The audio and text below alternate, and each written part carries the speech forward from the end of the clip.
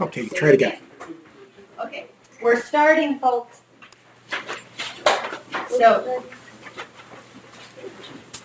we actually said we were going to read it ourselves, and we're just going to talk about the questions at the end. But the section is talking about the divine plan being a progress achieved through the development of three participants: the individual, the institutions, and the community.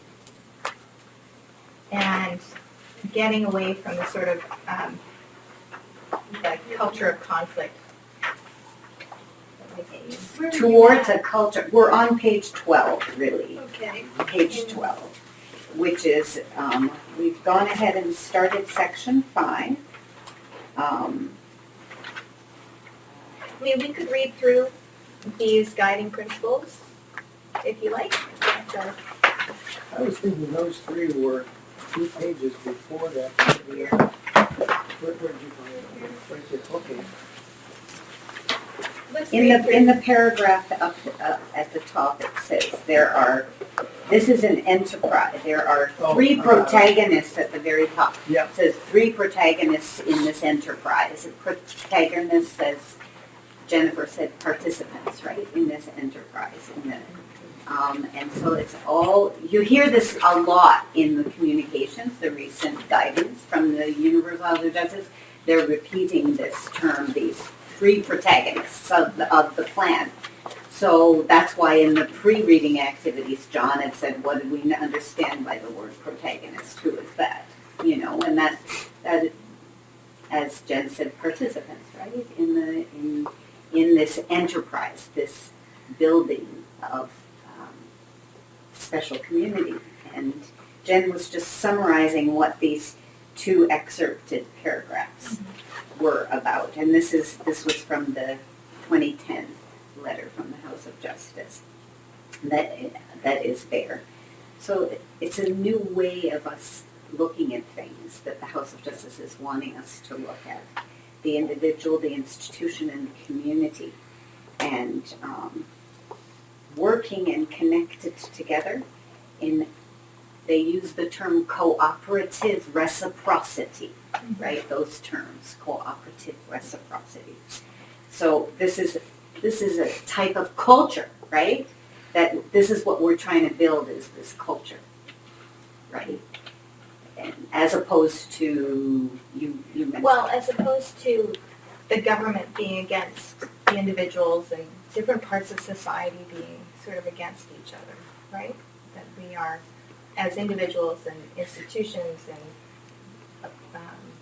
third protagonist here, the community in general,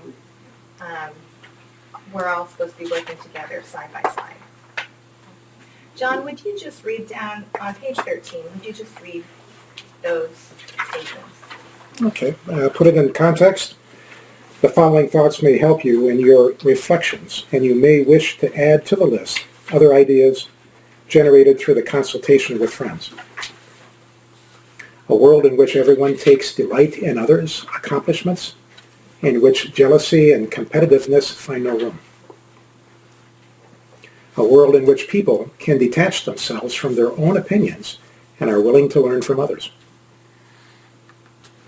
A world in which the material and spiritual progress of the individual and the advancement of the community are harmonized.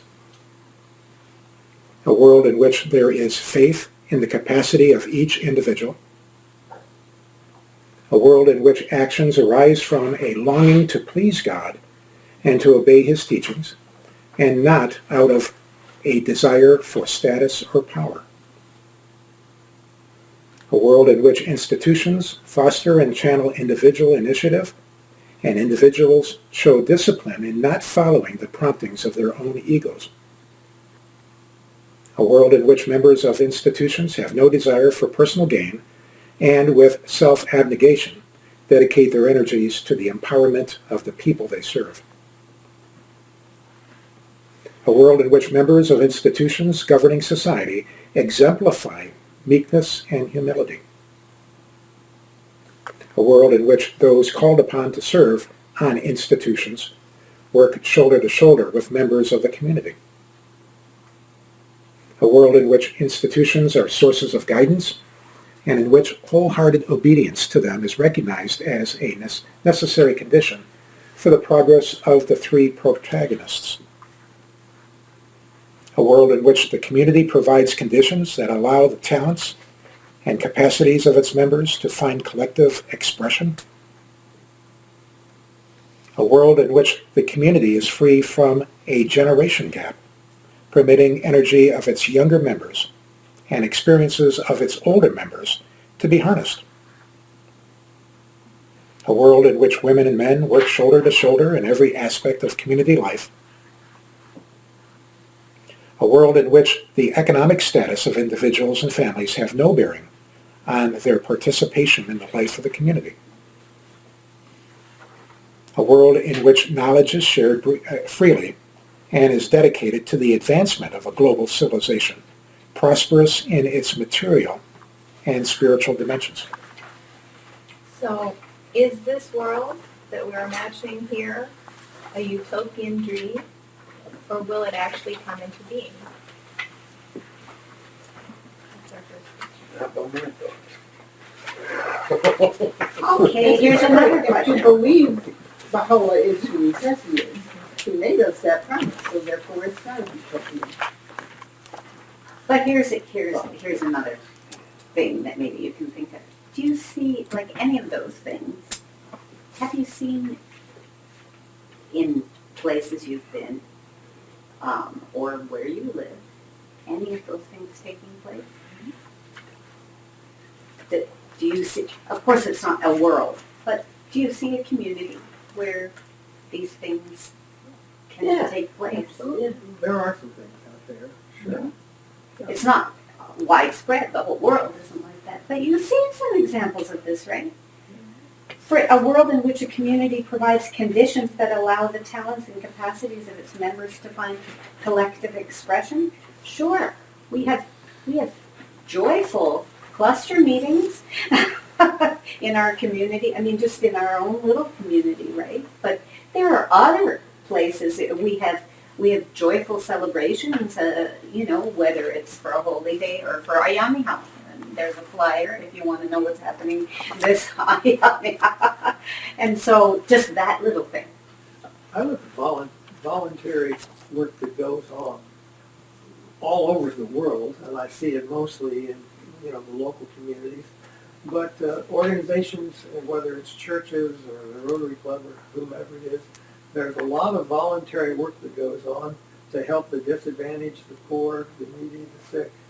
And also there are some county and state and federal agencies that also get involved in helping those same groups that need a helping hand. There are, in fact, many, many examples of this, with people working together to make their society better. And the fact that it doesn't make the news, right? Because it's boring for people to read, Yeah. right? And just one thing that goes wrong, that's what gets on the news. So that's not the only thing we hear. But we forget how life is really improving, and improving around the world for most people. I heard an amazing podcast about just some statistics about how much better it is to live today than 100 years ago. You wouldn't choose to go back, right? And just keep remembering that as we witness some of the bad things that are happening, that there is an upward trajectory, and we just need to align ourselves with that emotionally. And I have a little note that the rest of the world is like an addict who may have to hit bottom before turning around. Well, I hear a lot of, I'm addicted to talk radio through the internet. And I'd say whereas maybe these things are not universal yet, there's almost universally a desire for them. Mm-hmm. On page number 66, I think, may speak to this. And it's a Rizwan letter of 2010, 66? page 66. Well, what we read was from 2010. Well, no, it was the December 2010. The Rizwan letter, 2010, says, Baha'u'llah's revelation is vast. It calls for profound change, not only at the level of the individual, but also the structure of society. Quote, is it not the object of every revelation, end of quote, he himself proclaims, quote again, to effect a transformation in the whole character of mankind, a transformation that shall manifest itself both outwardly and inwardly, that shall affect both the inner life and the external conditions. And further along, the building of which is an enterprise of infinite complexity and scale, and one that will demand centuries of exertion by humanity to bring into fruition. So it's the purpose of the manifestation of God to bring this, and the idea is for the transformation of society, as well as the individual. And it takes will to bring it in, and what kind of character do we have to do, and what kind of skills do we have to do in order to establish that reality. And we have Baha'u'llah's promise that it will happen, but he's also saying that we've got to roll up our sleeves and work. Well, it gets back down to one of the principles of science and religion. Can anybody give me an example when God had directly interfered in the affairs of man? Maybe the Great Flood? Yeah. But has not what we have, whether good or bad, been the product of a human hand, whether that human hand was divinely inspired or not. So who else is there to be the grace of God for civilization? My opinion. I've always been addicted to reading newspapers, and I'd read all the headlines and the negative stuff, and I said, well, I don't know, Vicki, whether we're going to make it. She says, Jim, Allah says, it's going to happen. May not be in our lifetime, but it's going to happen. Okay. Well, John just read centuries. Yeah, centuries. There's your answer for B. I was just reading this, and I mean, when I see the world, I see as oneself. Because this is all, Barry's took me to, was it that food, that gathering at that park, was that Ypsilanti we went to? I think so, or Ann Arbor. Yeah. Yeah, and I met some really nice individuals up there, and I kept hearing to see the transition. And as I'm reading all this, I'm seeing this is all just, to me, is like the transitions of oneself. And as the community grows, I mean, I don't know, the world, that's why it's not going to happen probably in our lifetime.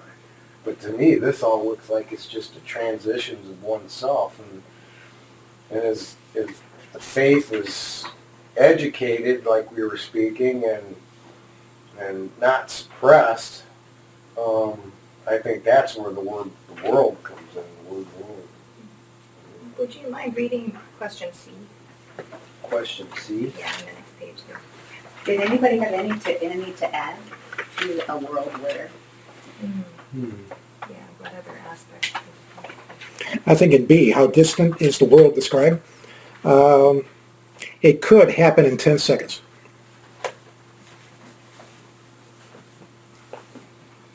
If the majority of the human population lives to Baha'i principles and adopts divine attributes, then the behaviors will manifest themselves and flip the society. Yeah, I'd like to say something about that. Just I've had something roll around my mind, and that sentence finally.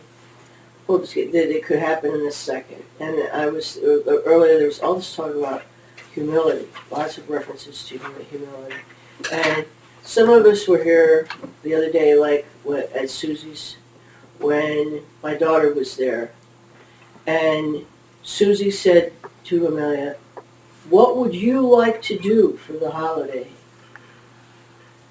And she stood up and sang an entire prayer that I didn't know she knew. And I also was not aware that she could carry a tune. Yeah, sometimes in the past, people say, okay, see, like for one thing, Amelia doesn't have a title, like children or junior youth. And sometimes in the past, we would say, well, the junior youth are going to do this. You get the junior youth, you teach them how to do this. The children are going to do this. This happened in the twinkling of the eye, in a second, a humble question. What would you like to do? And it reminded me of something that happened a long time ago, and I used to not be able to see any way to teach Amelia at all. I would lay awake at night and cry. There was no way to teach her anything. And my main concern was how is she going to be able to take care of herself in the future? Was she going to have to sit there like at a institution and eat what's put in front of you? How is she going to, get life to be independent and being able to do things the way she wanted to do them? So I would make these plans. Well, this week, and I had some systematic for Isaac also. We're going to teach him to do this. We're going to wash her hair. They're going to teach him to do this. I had everything all planned out how I was going to do it. So one day, today was the day that I was going to teach her to bake eggs. Had it all planned out, written down how I was going to do. How like almost like a lesson. I wasn't trained like a teacher, but I was trying to. So she was going to learn to margarine the pan, and we were going to do this. So Amelia, come here. Today, come here. I want to teach you how to do eggs. How to bake the eggs. So she looks at me, and I already was interrupting something. But I ignored that. I could tell I was not humbly accepting her feedback.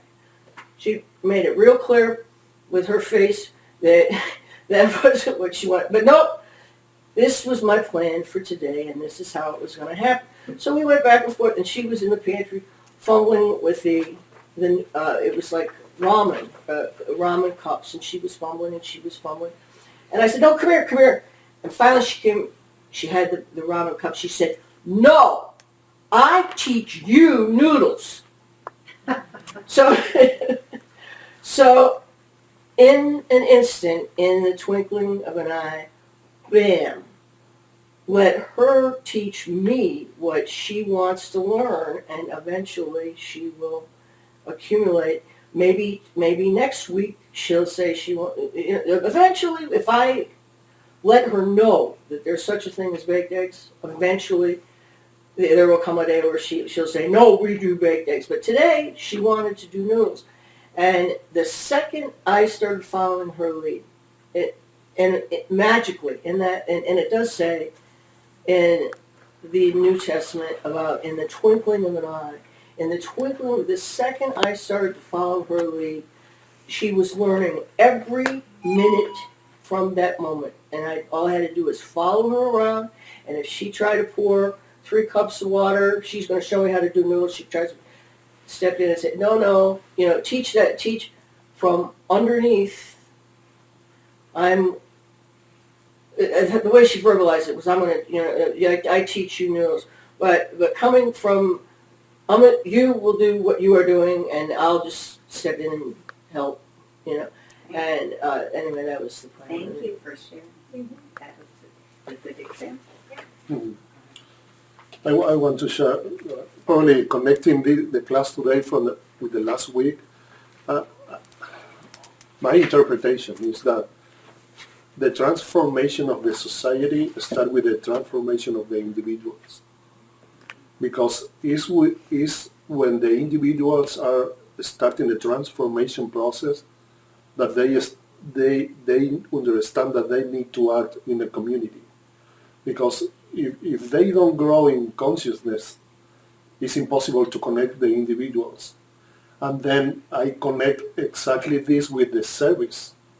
Because once the individuals start the transformation, the interaction in a community or a society, the service appears immediately.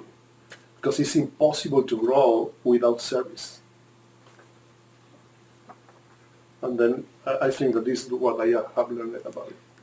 Thanks for connecting. Another thing that I thought about is if we don't get out into the community, we can't directly teach, but the indirect teachings, that's what sometimes attracts people more than the direct teaching. That kind of turns them off. If we can turn that, become friends, and then incorporate stuff, you'd be surprised at how many people actually equate their lives with that, and they say, yeah, I was thinking about that too, or I agree with you, or something, but if you don't let them know you're a Baha'i, sometimes it's easier. You can get in a conversation about God and agree on everything.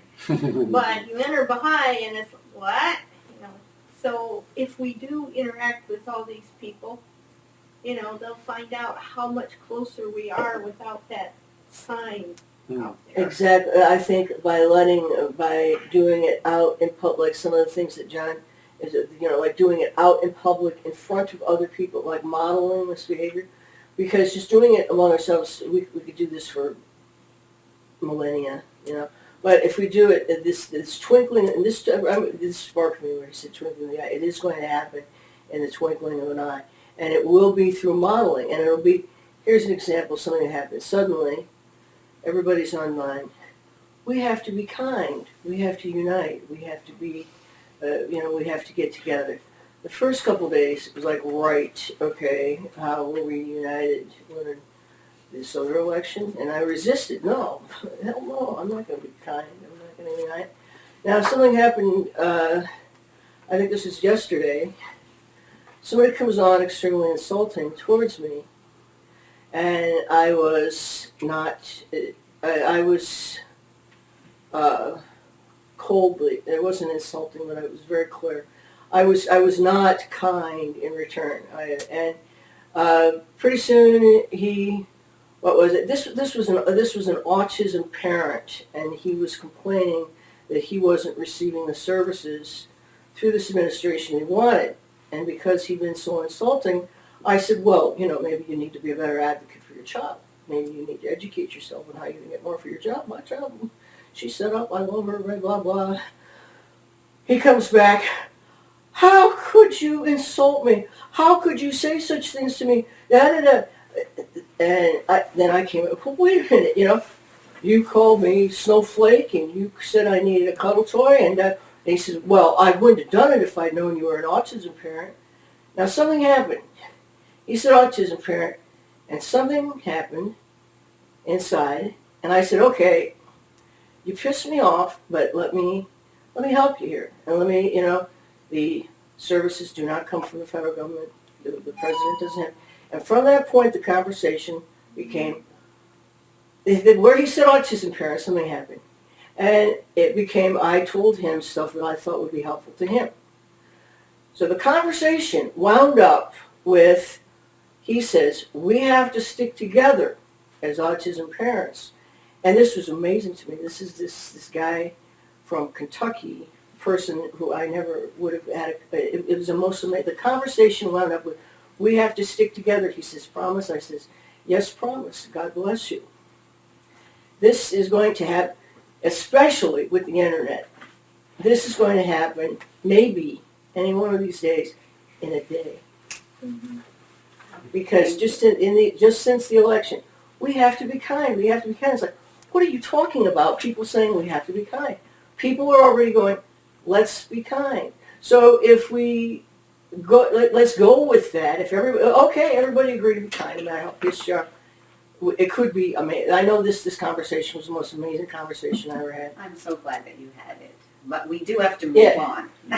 Well, I think we've just answered the question, what will be required of the growing but still relatively small number of people who are dedicating themselves to the service of the cause and are striving to close the distance that separates our world from that which Baha'i envisions. So some of that is helping others to recognize the need for unity and You've got to recognize the indirect teaching that can also take place, the subtle type of teaching, where if you're celebrating a holy day, if you have to get ready for a feast, if you're going to go to a conference, whatever, and you have friends, you mention it. And they say, well, what's that? What's the Baha'i holy day? What's the Baha'i feast? So you mention a little bit of it. You don't have to go on unless they ask another question. I had 3 people the other day come up who I've not known very long. They say, oh, I saw the National Day of Prayer on the TV, and they had someone from the Baha'i faith there. Got it. Planted the seed. You never know. Yeah. Mm-hmm. So in terms of shortening that time, our solution to shortening that time is to talk to people about the Baha'i faith. That's one of the solutions. Well, There are others. That's one of the steps. It's not the solution. Right, or at the The very solution- least, be kind. If, until maybe the opportunity won't present itself right this minute. But if you're kind, and this was such, if you open the be kind, and eventually that moment will come. I think. It goes along with what Umberto said, really transformation. And what does that mean, right? That means transforming our inner and outer being. But I also think it may not necessarily happen in the blink of an eye. Abdu'l-Baha said that if you plant a seed and it grows quickly and becomes a tree quickly, it won't last. Yeah, but I want the blink of the eye. And- I want the so- magic. So we're Beanstalk. trying to make, we plant an acorn and we're trying to make a tree grow that, so we can sit under it that afternoon. That's not going to happen. Yeah. And yet, we can look back 100 years and see the progress that's been made. And we can keep building on that progress. So it may not be the blink of an eye, but it may not take 1,000 years either. Yeah. Okay, folks, I think if we're gonna get through one more section to do the 4,